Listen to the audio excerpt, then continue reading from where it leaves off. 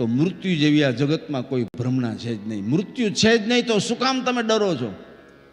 રાત્રે તમે ખાટલામાં સૂતા હો અને અંધારું હોય અને થોડું થોડું અંજવાળું હોય અને મેં એક નોંજનું પડ્યું હોય, ગાયને પાછળના પગ બાંધવાનું નોંજનું પડ્યું હોય દોરડું, અને એમાં તમને હરપનો ભાસ થાય, ભય લાગે અને તમે આખી રાત ફફડો ને એમાં એટેક આવીને ગુજરી જાઓ, એમાં જવાબદારી તમારી છે. એના કરતાં લાઇટ કરીને જોઈ લેવાય. જોઈ લ્યો તો ખબર પડે સરપ નથી, દોરડું છે. એમ ભય નીકળી જશે સર્પનો. એમ મૃત્યુ છે જ નહીં. જ્ઞાનથી તમે જોવો, ગીતાજી વાંચો, ભાગવત વાંચો, તો મૃત્યુના ભયને દૂર કરવા માટે તો ભાગવત છે. મૃત્યુ છે જ નહીં. ઉપર મોટો શોરૂમ છે અને કપડાં બદલાવા જાય છે, કપડાં ઉપર બદલાવી અને પાછા તરત આવે. આ વખતે નામ ગંગાબેન હોય તો બીજા જન્મમાં જમનાબેન નામ હોય.